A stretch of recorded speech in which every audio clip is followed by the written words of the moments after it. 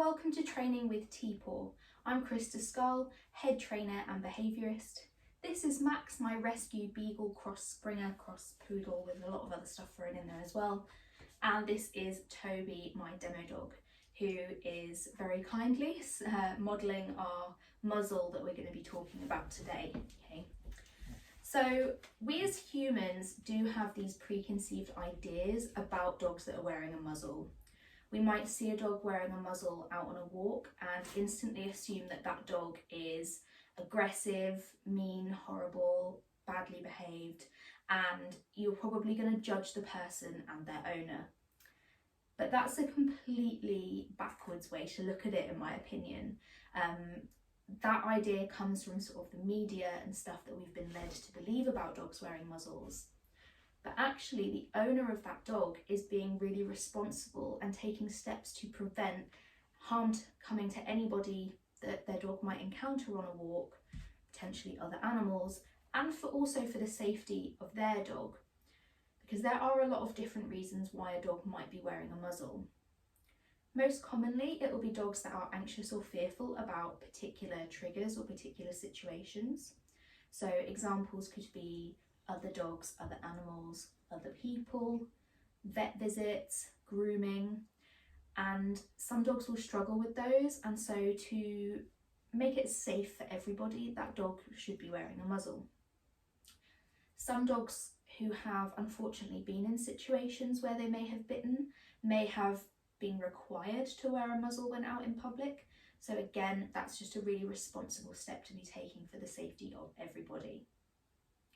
There are other reasons why a dog might be wearing a muzzle though.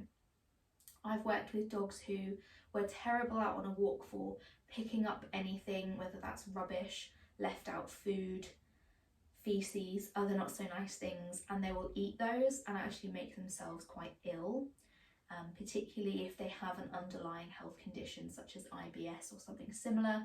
This is just a really good management tool to prevent that dog from making themselves ill. So do bear that in mind if you see a dog wearing a muzzle.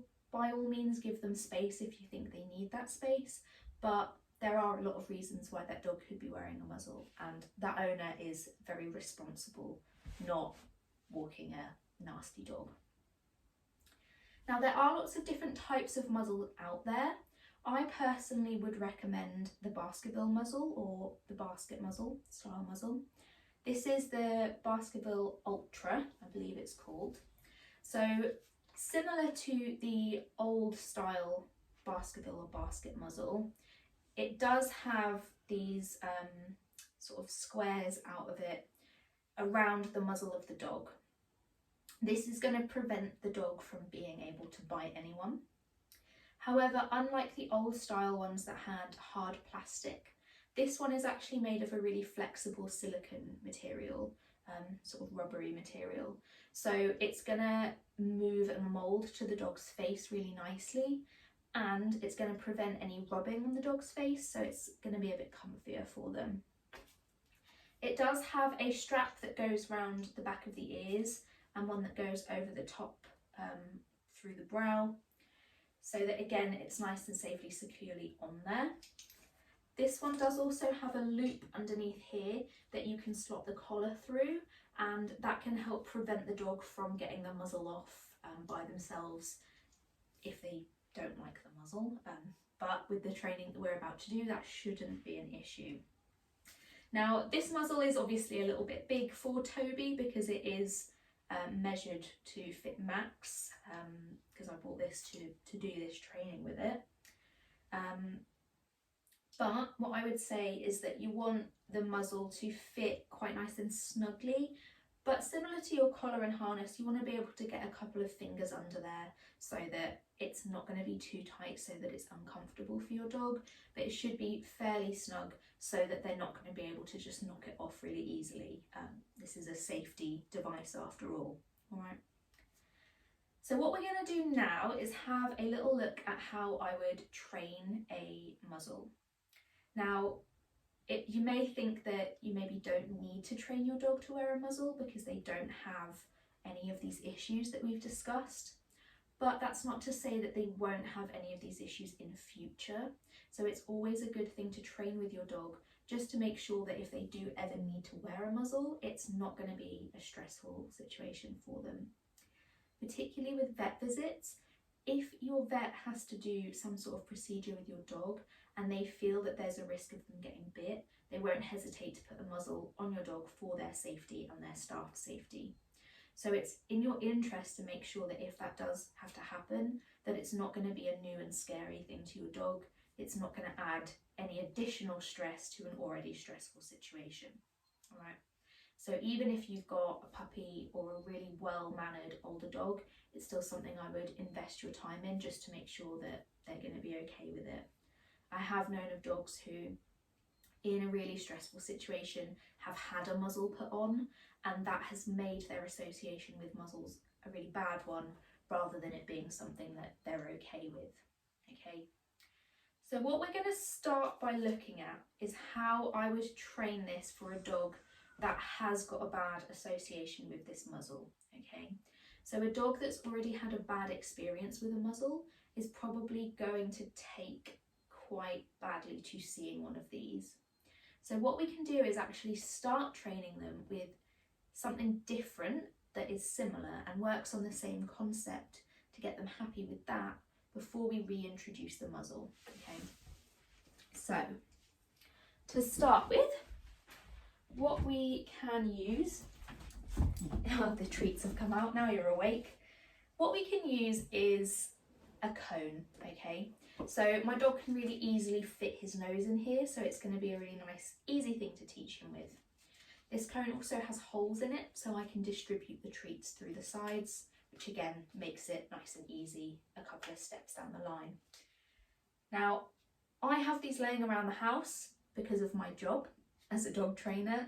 They come in handy for classes and one-to-ones, but I appreciate that not everyone just has a stack of cones lying around. So what you could also use is maybe a large yogurt pot to get your dog putting their nose in something, any sort of large tub really, and you could always cut a hole out of the side if you want to use that as well. So what we're going to do to start with is just introduce this down to the nose level of our dog. And we're not looking for our dog to come in and put their nose all the way in the cone to start with, because that might not be natural to them. They might be a little bit worried about putting their nose in here. Now, Max has done this before, so he is going to come and shove his face in here quite aggressively, because he's got some really nice treats in his pouch as well. But if your dog just moves towards it, looks at it, moves their nose to the edge of the cone, I would take that to start with, okay? So what we're going to do, just to create a positive association with the cone, is we're going to start by distributing food through one of the holes and out the bottom of the cone. Sit. So I'm going to lower the cone down and I'm just going to put food in. Can you reach that? No, it's come out the bottom, hasn't it? Where did it go? We'll do another one.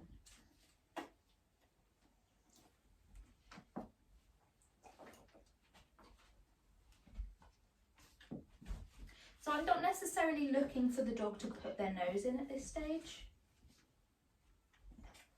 I'm just teaching them that food comes out of here and therefore it is a good place. That will start to naturally get your dog to orient their nose to this area, okay? You may need to spend a bit more time on that if your dog's never been introduced to this before, but as I said, Max does know this game. So what we're going to do now is change it to an activity where I'm actually looking for Max to move himself to the cone. So I'm going to offer it down, yes. And as soon as his nose went in the hole, I marked him with his marker word, which is yes. I also use good.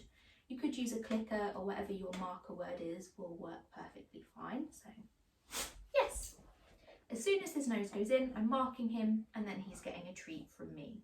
So I'm not bribing him to put his face in here. I'm rewarding him for it, okay? Yes. So as you can see, Max is quite happy putting his face in the cone. What I would then start to do is build up the amount of time that your dog has their nose in here. So yes, just waiting out a couple more seconds before you're marking and rewarding. And you can build that up really, really gradually. Yes. So now that Max is okay with this stage, what I will do is move him on to the actual muzzle, and I would do exactly the same exercises. So I'm going to lower it down. Yes. As soon as his nose goes into the muzzle, he's going to get a reward. Yes.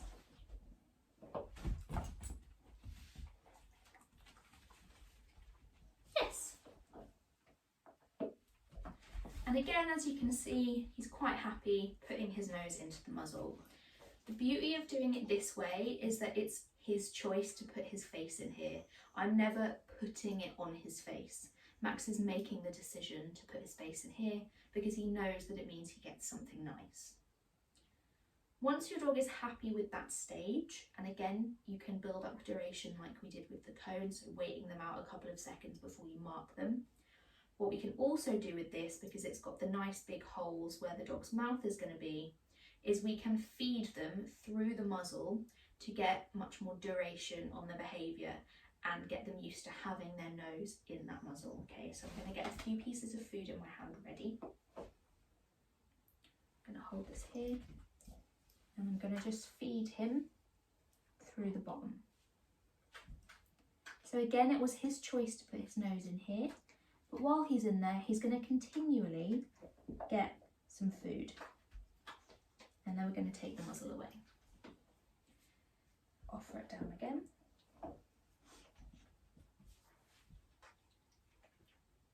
2, 3, lovely.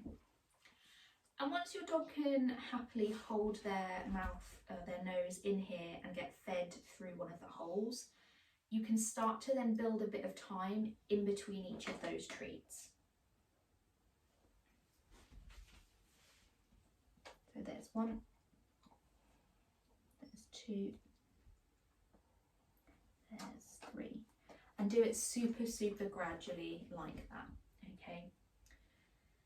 Once your dog is happy with a bit of duration on this, what you can do is start to introduce the idea of the strap. So I wouldn't start by putting it round and doing it up. We want to do this really nice and slowly so that the dog is happy and comfortable at all stages of this. So what I will do is hold the muzzle down to Max's nose level. He can have a couple of treats. I'm then going to just play with this. Good treat. Play with this. Good treat. Play with this. Good treat. And gradually build my way up to being able to fasten it. Once I have fastened it, the food's going to come fast so that he knows that having this on your face is a good thing, okay? So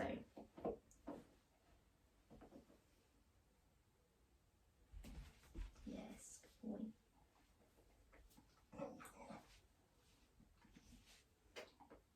Yes. You only get it if your nose is in here, babe. Yes.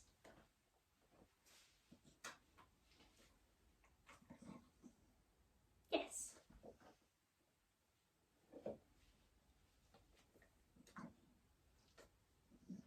Yes. And this would take much more time with your dogs, but we have done a little bit of this. Good boy. And now that he's got it on, we can feed him some nice treats. So that having the muzzle on is a really positive thing. I'm going to just give him a couple more. Lovely. Good boy. And then before he has a chance to get upset, I'm just going to take it off. So that was a really nice exposure to him wearing the muzzle. And again, I would gradually build the time in between each of those treats.